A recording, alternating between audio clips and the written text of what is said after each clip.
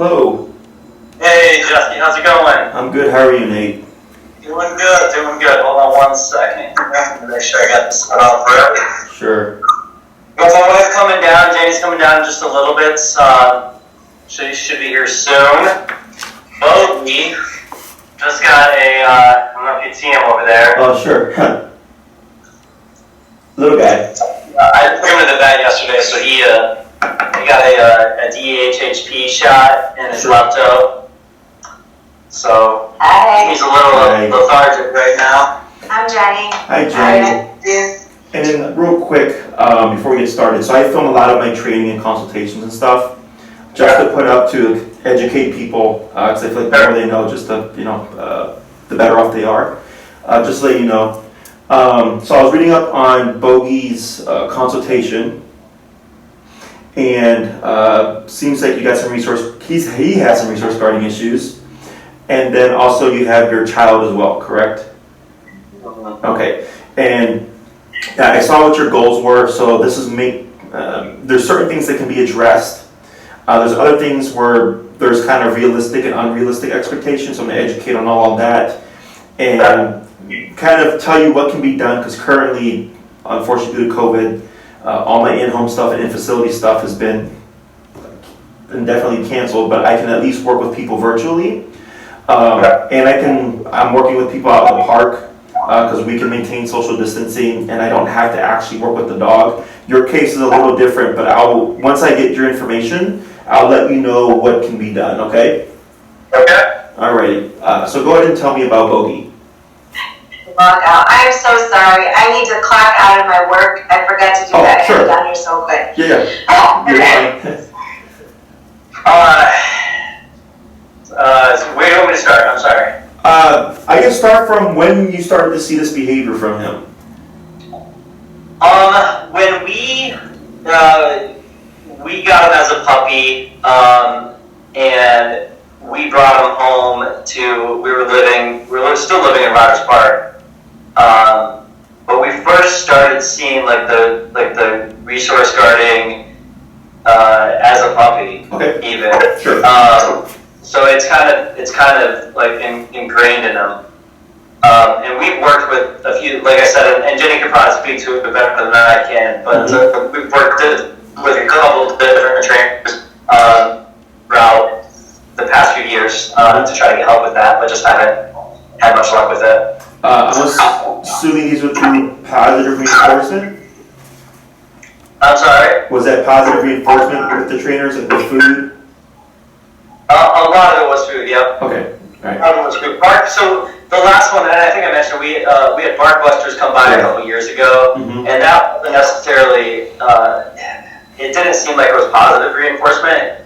It seemed like it was more like fear-based, like you're trying to get him in his cage. Our biggest issue is like getting him in his cage at night. Sure. And so like they wanted us to essentially like make loud gestures, like clap as he's going in there, like create noise, like bah bah. As he's going in there, so he just kind of like fears him into submission almost, and then shut it. But most of the other trainers were sort of very positive reinforcement with food.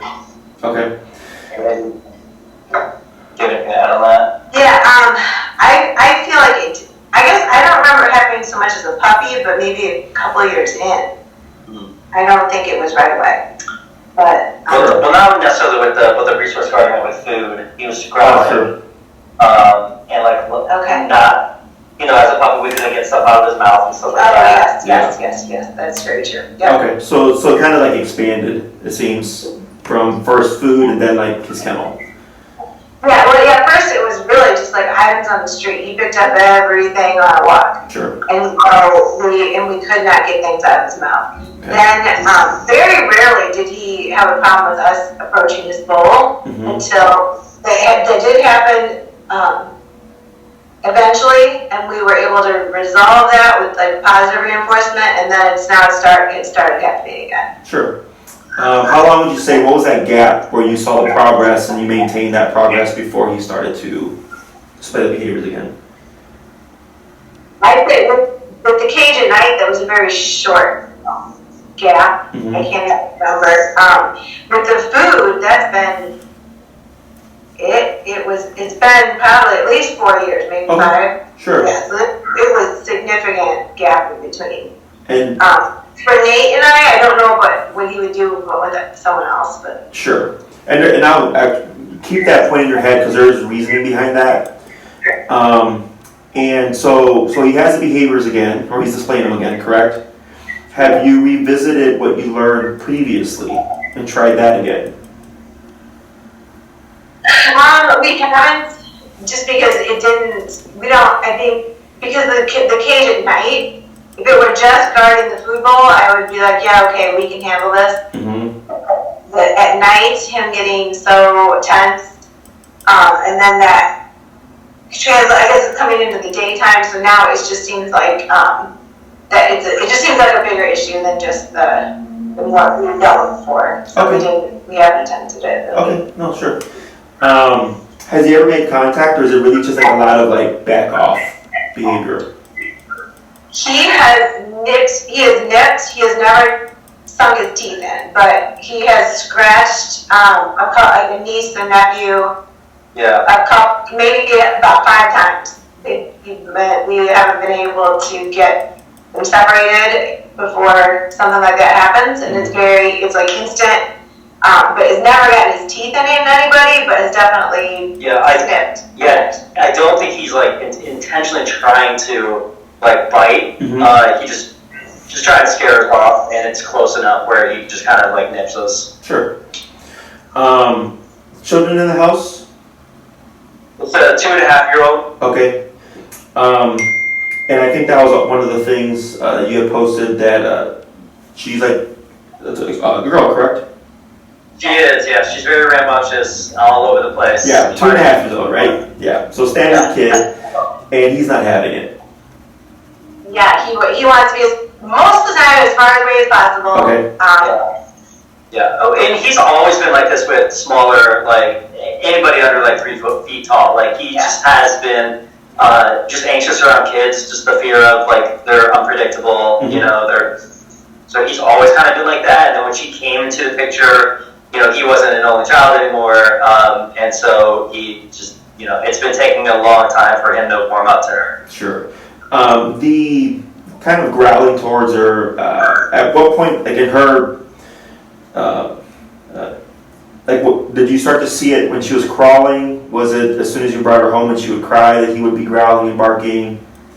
Honestly, like in the last couple weeks, he's been staring across the room and growling at her, and I think that is brand new. The last couple weeks, growling, he would really, I guess, growling at her. I don't remember when it started, but it is rare, and it's only when he, I think, thinks she's coming at him. Right, she has to be really kind of close to it. But if she's not paying any attention, he can get out of the way. It doesn't seem to be a problem until this week. These last couple weeks, he has been across the room just fine and then still growling at her. Gotcha. Anything else I should know about Bogey? I don't think so. I don't think so. He's just a little 7.5 pound guy, so. Yeah, and he's 8 years old, correct? 8, yeah. Just 7 or 8. We're not. Yeah, he's in that ballpark. He's 7, yeah. Okay. And before this, did you guys do any research on me? Reach out, or not reach out, but like, you know, read up on what I'm about and stuff? I did, yep. I did with the e-collars and everything. Like, Sure. you're a big proponent of that. Correct. Which is something different than what we tried in the past. Okay. So. And I'm going to explain all this stuff to you. So all the information provided is good. It's pretty standard stuff in my world. I've built my career on dogs like Bogey. What? On dogs like Bogey. Like that's my niche. Oh, gotcha. Yeah, that's my specialty. So with the positive reinforcement, I'm sorry, I do have one thing that may add. Sure. I do not think he is not necessarily motivated Sure. very well. Yeah. I think sometimes he's more motivated and he's more, anyway, but. Okay, and that's fine. So with food only, the threshold or the ceiling for progress is relatively low. Okay, especially when we're dealing with aggressive type behaviors. And so your experience with that, not out the ordinary. I'm actually surprised when you told me that you had years of progress, at least on that, kind of seeing that. When it comes to bark busters, I'm familiar with bark busters and the bah technique. And so one, that technique doesn't work, and I'll explain why a little bit later, but when you're using a negative to motivate, there's no real communication on you need to go into the kennel. You know what I'm saying? Like, it's just like he might kind of feel the pressure, and you might see him get kind of timid because of the presence you're putting, but he doesn't, the way I picture it, relate it to going in the kennel. They're too far apart. For a child, for me growing up, for instance, if I was misbehaving and my mom said, go to your room, I, by definition, know what go to your room means, right? So then if she said, go to your room, and became more stern, I could define that phrase and then go, or she might spank me and then reinforce it, but I still have the ability to connect those two dots, right? Dogs don't. Okay, he doesn't understand that you're being stern with him and doing this clapping and this loud presence to get him to go into the room, right? It's an aversive, but one, it's an aversive that isn't that, how would you say, functional, dealing with dogs, but also they can't connect those dots, okay? And when I talk later about how I would approach that problem, hopefully it makes more sense, okay? So the kennel, going into the kennel shouldn't be a problem. The correcting the aggressive behavior when you go to close the gate, right? Not a problem. The resource guarding, if we need to revisit that, not a problem. The one thing that's a variable here is with your daughter. Okay? That's normal behavior with a dog. Okay?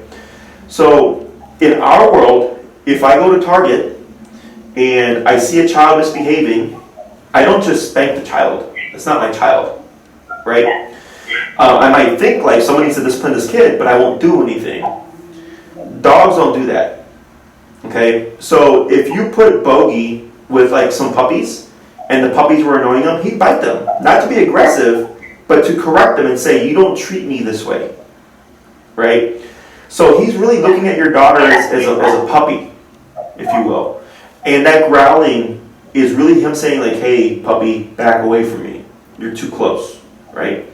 So it's to me, in my opinion, he's approaching it in a healthy degree in the sense that he's growling it. Because I get dogs that'll just straight up attack. Okay, that's the spectrum. And where I'll go the kid can't even walk in the room because the dog will just launch at him. I'm like, that is not healthy. We need to get that addressed, right? Now I'm not saying you can't correct him because that can be addressed as well. But I want you to see through his eyes that he's just trying to set a boundary. And this is very common with young children and dogs in the home. It's not uncommon. So most people are wanting that Instagram friendly, my dog is sleeping with my infant and they're cuddling and all that stuff, give me all those likes, right? Yeah. And every time I see that, I just roll my eyes. I'm like, any dog could bite a kid. Yeah. Right? And I've had many a call where they say, Jesse, my dog's human aggressive and bit my kid. And I'll say, tell me what happened. I don't know, I wasn't there. Well, that's on you as an adult, right? As the parent. And they're like, but the dog's always been fine. They love people. I'm like, yeah, but they're an animal that have thresholds and boundaries. And maybe your kid was climbing over them, pulling at their ears, pulling at their jowls. And finally one day the dog goes, that's enough. You've been doing this for 5 years. I'm done, right? And they correct through biting. Okay, so. I don't expect her to be able to throw him or pet him and be around him. Even we are very careful about keeping them as separate as possible. Perfect. Yes. So the way this works with that relationship is it's just time. Okay? So people want that the happy-go-lucky coexistence now. but the dogs take time because we develop really slow compared to a puppy. You know, within 8 weeks, a puppy is walking around, sniffing and all that stuff, right? And they're moving relatively normally. Whereas a kid, they go from immobile to crawling to kind of getting their balance to walking all weird to running around screaming, right? And it's delayed over years. So for the dog, it's just like really, it's like this is not their norm. Does that make sense? So that's why it's understandable. And what I tell people is once the child understands the concept of gentle and you know, petting nice and stuff like that, and will take direction, that's when I then work on the introduction, right? Because now I can, because what if like the dog's perfectly fine, but the kid's really pulling on the fur, right? Yeah. That's going to spark something. So I always delay it, and a lot of times what happens is, since the dog is so used to coexisting with the child for that period of time, eventually it just becomes the norm. And then the dog just opens up to the child, right? It's just people are impatient. They want like the now effect. So in that sense, and I think we're on the same page here, it's really, you can correct the growling. Okay, you can absolutely disagree with it. And when you said that he locks on now, you definitely want to correct that. Okay, so that we don't get an escalation in his behavior. And that's simple enough. So what makes that doable is that since we're not worried about building the relationship right now, we're really just worried about coexistence. Yes, our daughter's going to run across the room. Don't growl at her. It's that simple. You don't have to like her. You don't have to be next to her. But don't growl. Don't stare. Don't do any kind of tense behavior directed towards our daughter. Okay? And then through coexistence, we can then, down the line, you'll most likely get the, you know, the harmony of like we're family, blah blah blah. Does that make sense? It does, and you maybe this will be this part of a long process, but it definitely heard that. I've been reluctant to even do anything about the growling because I have the fear that he'll skip the growling and go right to a bite or attack. So is that part of the process, making sure that we're? So that's a very common thought, is that people think if you remove the growling, you're removing the warning, but it's an escalation, right? From staring to growling to curling lip to snapping to charging, right? Plus there's more in between. So if I stop him at growling, if he can't get the point one, how's he gonna get a point two? Yeah. You see that? So that's a myth. Okay. Right. It's because people don't, the way they understand behavior is incorrect for the most part. You know, that's why guys like me are here, and we're not that common in terms of behavioral trainers, because we don't see things the same as most people. Okay, so if you can't get to point A, we shouldn't see point B. Okay, and there's a lot of education and things where I'll tell you, like, you know, this is what I would expect. So like, for instance, maybe he has a threshold where he's fine with your daughter running around, you know, at 5 feet and beyond. But then if she closes the gap at 4 feet, right? And then maybe he does move forward. And then Jesse, like, what happened? I'm like, because she crossed that threshold, right? And then so he went to the next degree. And I don't want to say it skipped, but since she kind of overcrossed the boundary, he was just like 0 to 10. You know? So it's like if someone's trying to break in your house and someone's already in your house. Like, your response of calling the police or I need a weapon to protect myself is going to be very different depending on where they're at. Does that make sense? Yeah. Yeah. So that's the variable. When it comes to the resource guarding stuff, the tool that I use is eCollar. And what I love about eCollar is that it removes confrontation and allows us to still apply consequence. Okay? So, because it's at the press of a button, and he doesn't know where it's coming from. Okay, so the reason why resource guarding is easy is because it's context-based. Like you said yourself, if it was just the food, it'd be no problem because I know what to avoid and what to do, right? Because you know, if there's food and he's eating, leave him alone, and we avoid a problem, right? So with the e-collar, let's say I have a dog that's resource guarding, and to give you an example, the worst case I ever had was when they would bring the bowl out. They had to put the dog in a room and drop the bowl and slam the door, because as soon as that bowl hit the ground, the dog would charge the owner. Okay? Yes. So I had to come in with my suit, drop the bowl, let the dog do what he wanted, and correct the dog for the attack itself. So then the dog went, crap, I can try to attack you, and I did, and you didn't waver, and I had to back off because there was an uncomfortable consequence for the behavior itself. Okay? So for a dog, when you're trying to correct something, it has to happen as the behavior is happening. Okay? And you can do it prior, but it's like a mix of both. Okay? You can correct the thought process, but if the dog learns like, okay, if I try to bite you, this is going to happen, I don't even want to try that route, they look for other options. Okay? Because we have 4 responses: fight, flight, avoidance, submission. And he's choosing the fight option, right?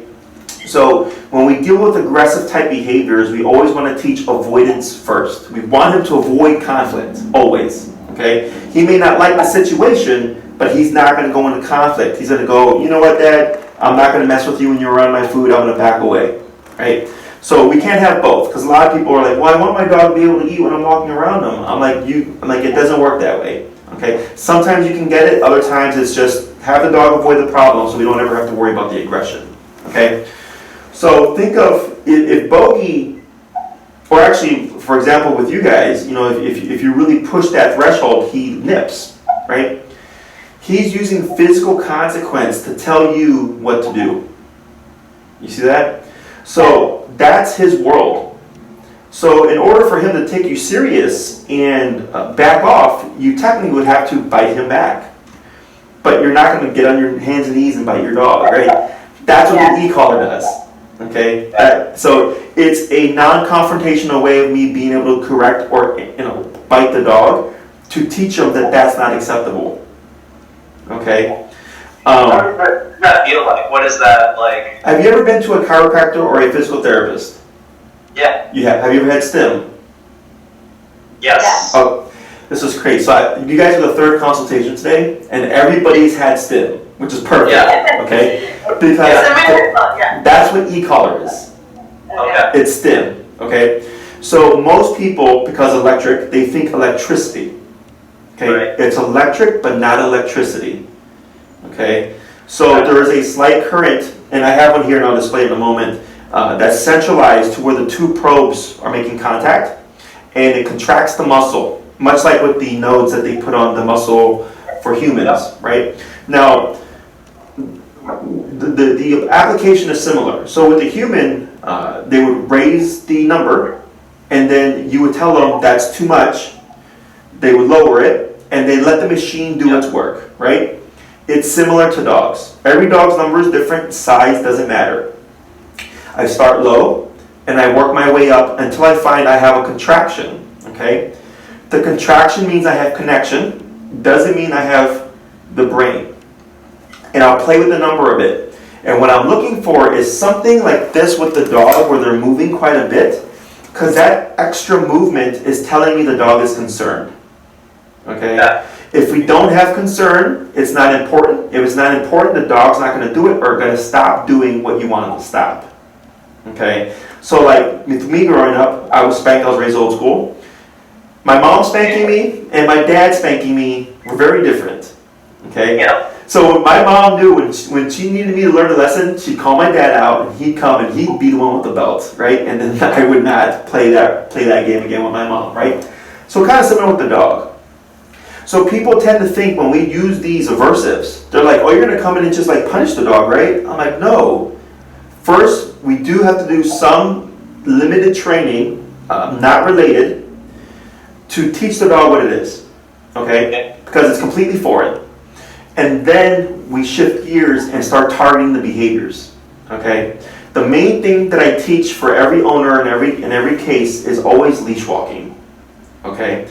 And I know it sounds very simple, but the reason is it teaches how it turns on and how it turns off. Okay? He starts to build a concept of what it is, but also the discipline behind that exercise a lot of times fixes issues. Well, that's great that you said that, because that is one issue that I never told you, but like walking him on a leash is like he's always pulling and sure. Trying to lead us. Correct. How is he with dogs? Does he bark at them and lunge and stuff? No, he's actually very quiet. Okay, cool. He doesn't want anything to do with other dogs. Yeah, he'll sniff them and walk away. He Yeah. doesn't really want to play. Okay, so obedience-wise, so if your main concern is like the stuff that's going on in the home, we would tackle leash walking. Okay, so my style of leash walking is I don't care if it's a 3-pound dog or a 150-pound dog. I take 1 step, they take 1 step. I take 5 steps, they take 5 steps. When I stop, they automatically sit. Okay, this is with a completely slack leash. So when you have that level of mental control, the discipline behind it, now the dog is seeing the world through a different set of eyes. Because no one's disciplined him in a way that he understands.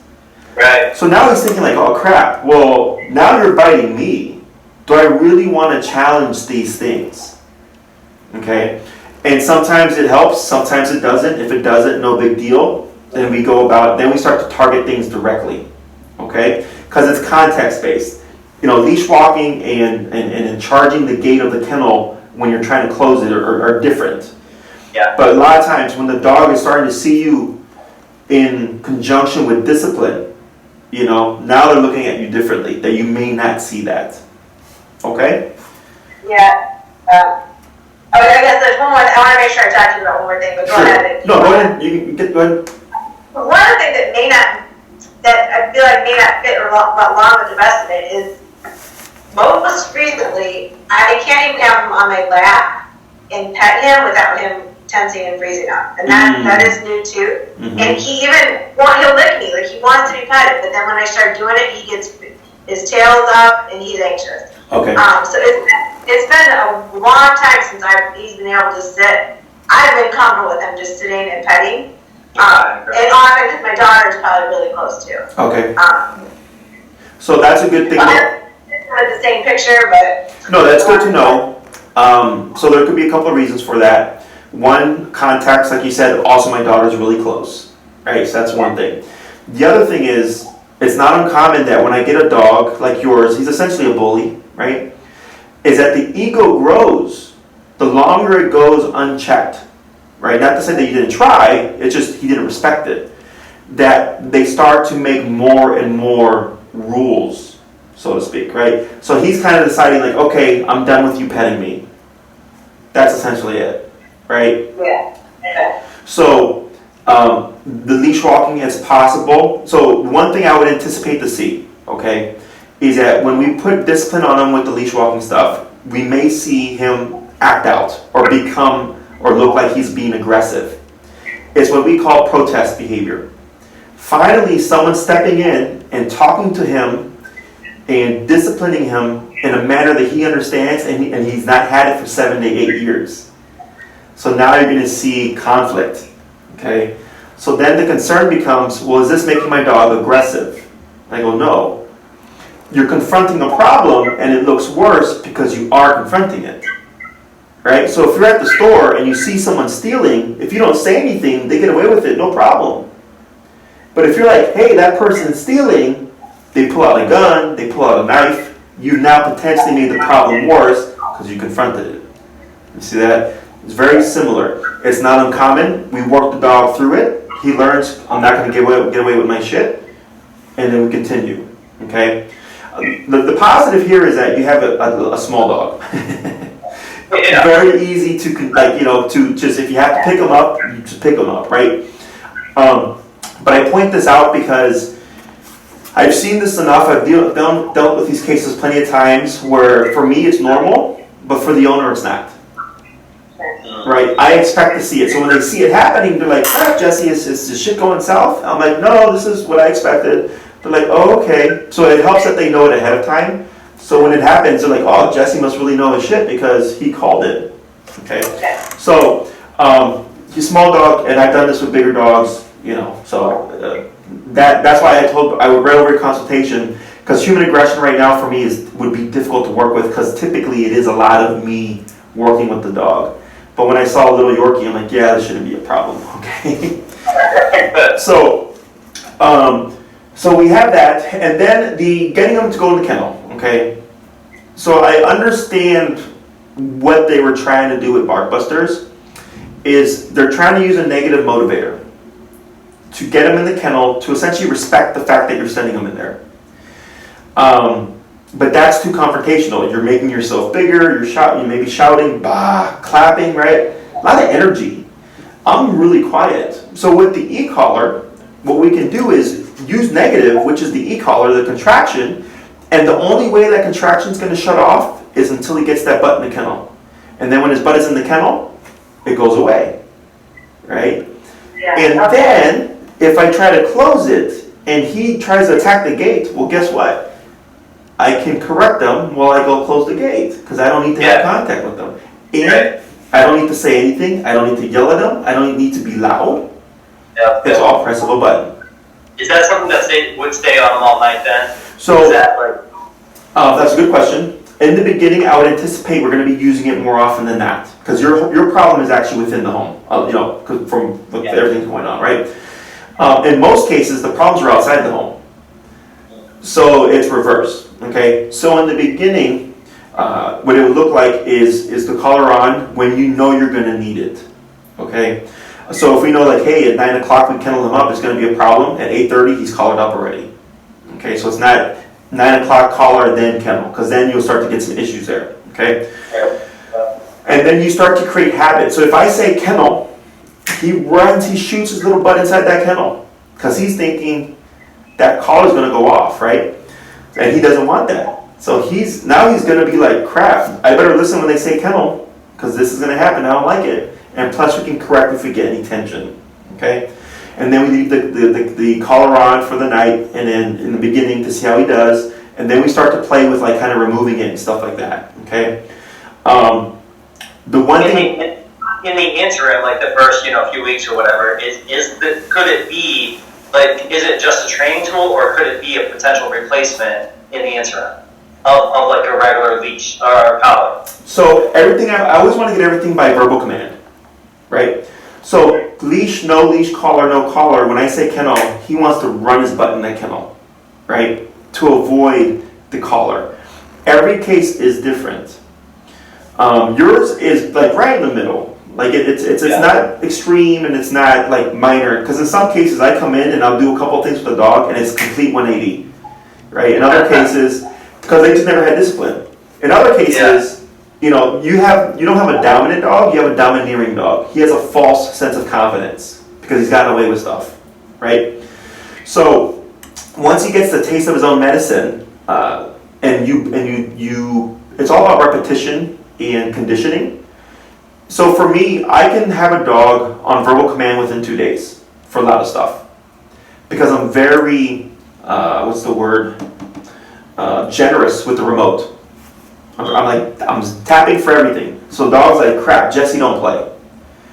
Most people, however, are all about, I'm going to say kennel, and please just go in the kennel and be a good boy so I don't have to remote you. Yeah. That's most people. So they avoid it, and they use it only when they need it, and I tell them, you'll be there forever. For me, it's a guarantee. It's like, when I tell you to kennel, do it or this happens, that the dog doesn't want to play a game, okay? Right.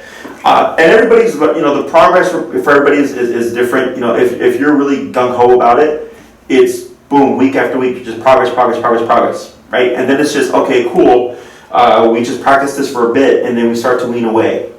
And what's going to help keep things in play is the leash walking stuff, okay? So when we deal with behavior, it's not as simple as I fix it, and then I leave, and I say bye, and you're good, you go back to normal, okay? Think of Bogey as another kid, okay? He has a 3 to 4 year old learning, the capability to learn a 3 to 4 year old child's mentality, okay? But he'll never mature to an 18-year-old, 20-year-old adult. Your daughter will, but he won't, right? So a child at 3 to 4 years old, you have to tell what to do. Go get dressed, clean up your room, right? It's constant, vigilant parenting. So you have a 3 to 4 year old child until the day he passes, essentially, okay? So ideally, you get the training in, you're good. There's some things that you have to keep in play on a regular basis, like the leash walking stuff.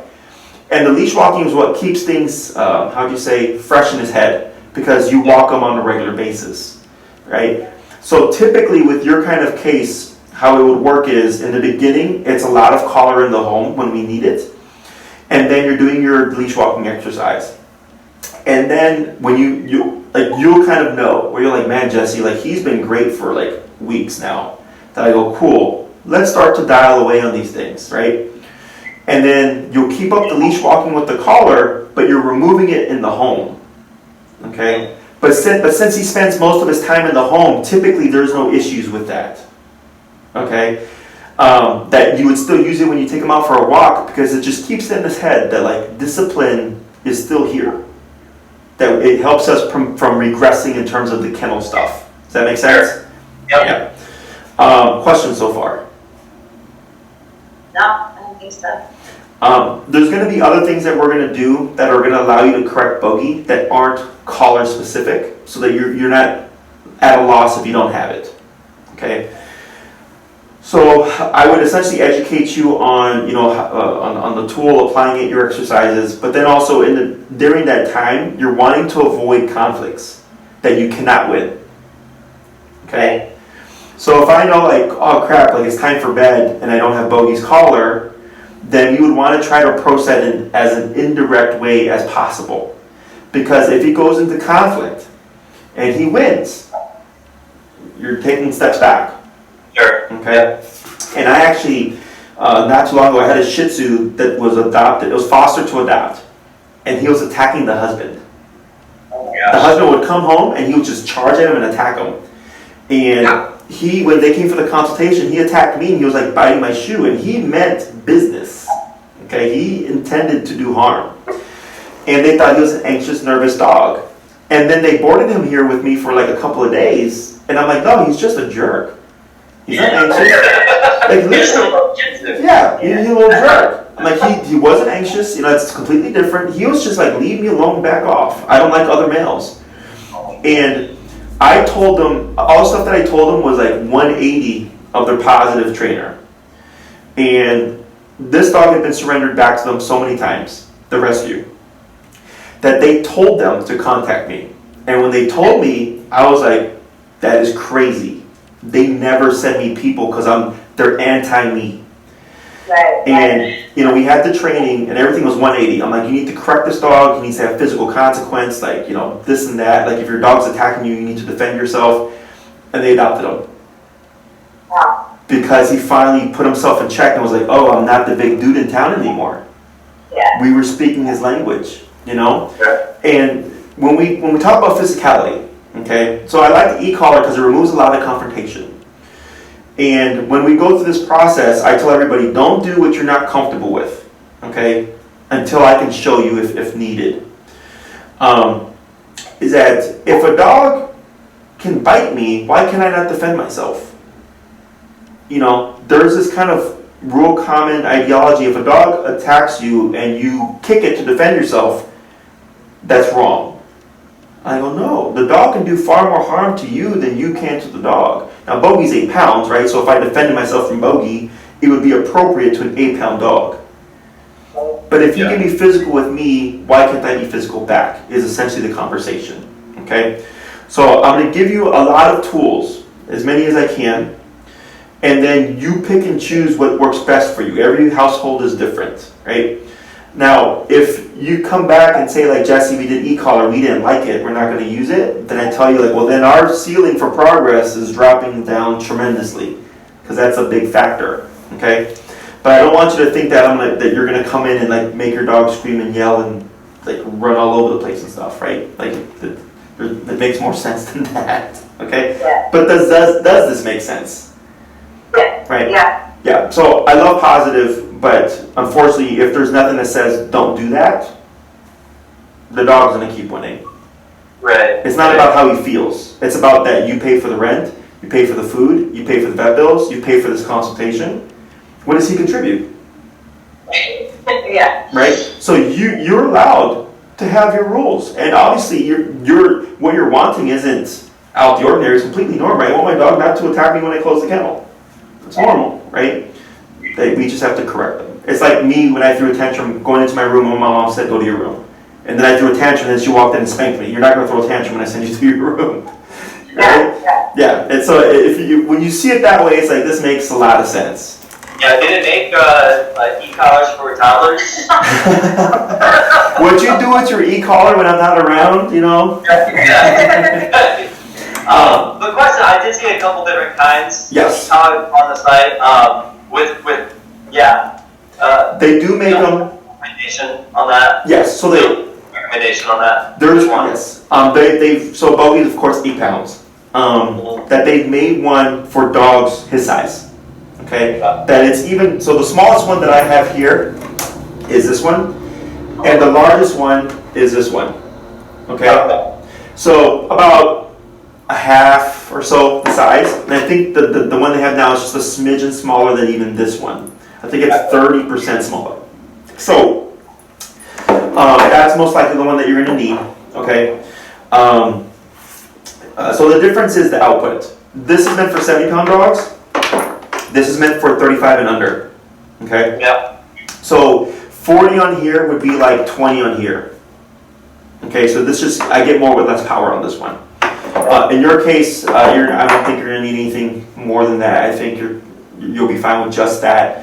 I can give you we'll give you 2 recommendations. We'll give you the smallest one that there is, and one that's actually I think it's this size, but it's a little bit more power. So the only reason why I would suggest it is when a dog goes into aggression, you want to think adrenaline's pumping, right? He may not feel the power of the collar. So it's like they're in a fight, I got punched, I didn't feel it, but then after a fight I'm like, oh crap, my jaw hurts, right? Similar for the dog. He's pumped up, he's adrenalized, and he's in that aggressive mode that you'll need more power to cut through. So if you'd rather have it and not need it, it's only like a few dollars more, like $20-$30. We'll send you both, and then you just pick and choose what you want to do. Okay? Okay. Other questions so far? I bet everyone asks like how long it takes, and you're not going to know, but. Oh, so what makes things tricky here is COVID. Okay? Because there's 2 lessons that you would technically need in person for the leash walking stuff. Once you get that down, all the other exercises should be easy to do via virtual. Okay? I only have a limited number of programs because of COVID. Like then I'd have to make all these different types of things, right? I have 6 virtual. That's $550, right? They're all done through Skype. And then I have that one that's 6 in person at a park with plus 2 virtual, so it's 8 total, and that's $825, right? And you're like in that middle, right? So what we could do, because I know with the behavior, it seems like it'd be difficult to address, but really it's just about discipline. No one's actually told you to discipline him the way he understands. Yeah. Is what we could do is kind of forego the leash walking stuff, okay? And get the core in-home stuff done. The kennel thing and correcting the resource guarding and all that stuff isn't difficult, okay? The leash walking one is a little bit because you need space to move, and then it's more so, how would you say, instruction. Like I can't just tell you what to do and expect you to figure. Like I have to be there to fix your mistakes. Yeah. Okay. So what we could do is start with the virtual, keep it inside, and see how you're progressing, see how you feel about it. If you still feel like there's too much of a disconnect, then we'll do, because I am doing individual at the park sessions. So then you have me there. So once you get over that learning curve, that's where then it's simple. That's why I was suggesting 2 in person and then virtual. Or if you wanted, you could do virtual first, push off the in person, and then if needed, we add that on. Does that make sense? Yeah. Yeah. If it wasn't for COVID, this would be no problem. I'd just show up and say, this is what we do. Right. Yeah. Okay. Now.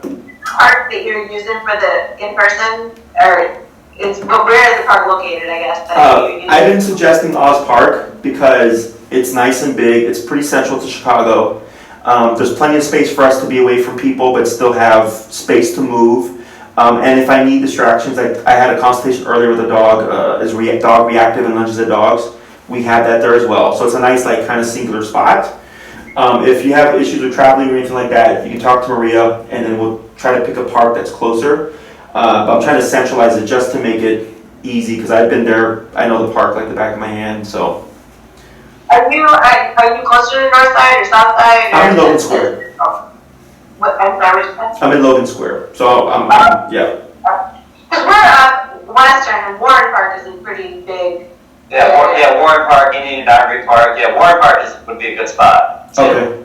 So western would be easy for you. Western, what for that park? What's that? What's the crossroad? Western and Frats. I don't know, right? But you're more north than me, I know that for sure. You're Yeah. probably like North of Divine. Okay. Yeah. Yeah, you're probably like 5-10 minutes. It sounds like.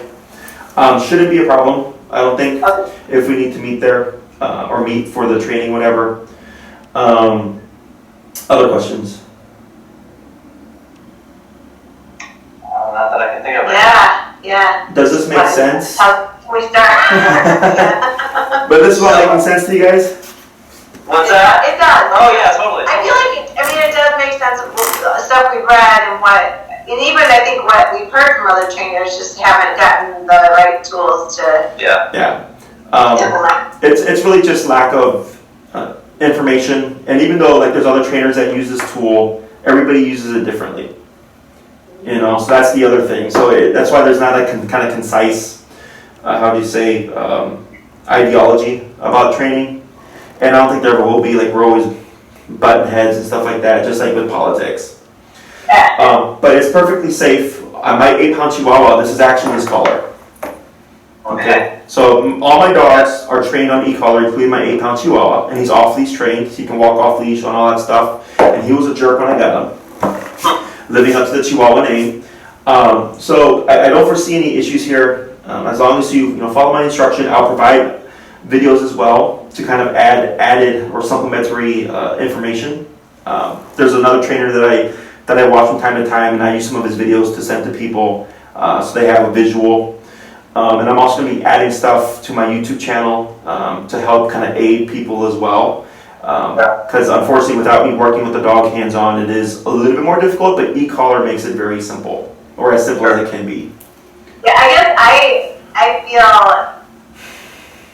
like I'd rather just start out right with the in-person thing and get the leash walking down. Yeah. Because because I am anxious about letting it go even a day, just with taking word, we get a hold of our dog. Like I know that's not perfect and that's not going to get resolved, but just the fact that we can't, it has no respect for us, that Sure. It just feels like control, and I guess my preference would be do it as you, like, the most ideal, which with COVID would be like an in-person first and then the... Sure. Yeah, because I don't want to mess around with e-collar and me do something wrong. Or, give it a mixed message. Paralyze Or, that wouldn't be a problem. Paralyzing would be fine. But, I think I'd rather start off on the right foot and just, get it right. Okay. Yeah. So I'm going to mull it over and talk to Maria, see what we can figure out. If you want to learn more about e-collar and how it's used, if you look up my name, Jesus San Miguel, or if you just go to my website and click on my YouTube videos, I have complete, uncut, unedited videos of me training with the e-collar with clients. Okay. Okay, so you start to build... I saw one. You did? Okay, yeah. So you build some familiarity, and then you come in already with some, I would say, some insight that you can get even more out of the training. That's why I do these, that's why I film everything now, and I put it up so that people can just educate themselves, whether they like my approach or they don't like my approach. Because then this way, if they don't like my approach, at least they don't have to waste their time and their money, they can go keep looking. Yep. So, okay? Awesome. Okay. Sounds good. Do you recommend any sort of natural anxiety supplements or anything? It's all discipline. I'm not against because I've had clients, because it makes them feel better, like they'll give their dog CBD or whatever. as long as there's no adverse effects, I don't care. What I don't like is when I get clients that have dogs that are on like, was it triazidone or fluoxetine, which are anti-anxiety meds, and they'll have the dog on it for years, and then finally they come across me and they tell me, like, Jesse, my dog's been on fluoxetine for 3 years. Do I keep giving the medicine or not? I'm like, well, he's still biting people, so why is he even still taking the medicine? Because it's not helping, right? Yeah. It's kind of like they're afraid of, like, what if I take the dog off and he gets worse? Yeah. You know? So it's personal preference. I did have one client that the conjunction of the discipline and CBD actually helped them a lot. You know, so I'm open-minded. I have no problem against it if you want to do it, but I don't rely on it, because it's almost always just the dog needs to be quote-unquote spanked, disciplined. Okay? Okay. Yeah, Alright, sounds good. This was really helpful. yes, very Awesome. much. So if you have any other questions, you let us know. Otherwise, I'll talk to Maria and then she'll get in touch with you about moving forward, okay? Great. Thank you so much, Jesse. Really appreciate your time. Take care. Pleasure.